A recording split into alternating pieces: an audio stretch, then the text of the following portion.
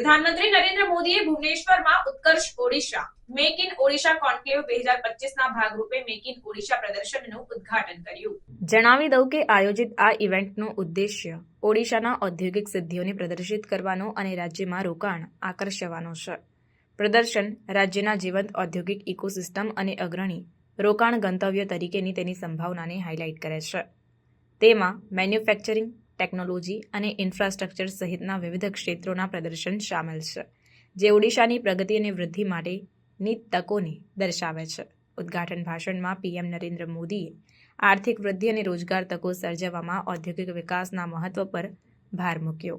તેમણે વ્યવસાય મૈત્રીપૂર્ણ વાતાવરણને પ્રોત્સાહન આપવા માટે ઓડિશા સરકારના પ્રયાસોની પ્રશંસા કરી અને રોકાણકારોને રાજ્યની સંભાવનાઓને અન્વેષણ કરવા પ્રોત્સાહિત કર્યા। 2 દિવસીય કોન્ક્લેવ ઉદ્યોગના નેતાઓ, રોકાણકારો અને નીતિ નિર્માતાઓને હોસ્ટ કરશે, જે રોકાણ તકો અને નીતિ માળખાઓ પર ચર્ચા માટે પ્લેટફોર્મ પ્રદાન કરશે।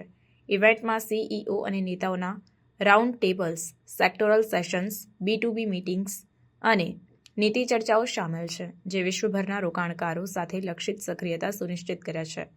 મેક ઇન ઓડિશા પ્રદર્શનથી નોંધપાત્ર રોકાણ પ્રતિબદ્ધતાઓ આકર્ષવાની અપેક્ષા છે, જેમાં અનેક મોટા ઔદ્યોગિક પ્રોજેક્ટ્સની જાહેરાત થવાની સંભાવના છે। આ ઇવેન્ટ રાજ્યની ભારતમાં ઔદ્યોગિક અને આર્થિક વિકાસ માટે હબ બનવાની પ્રતિબદ્ધતાને રેખાંકિત કરે છે।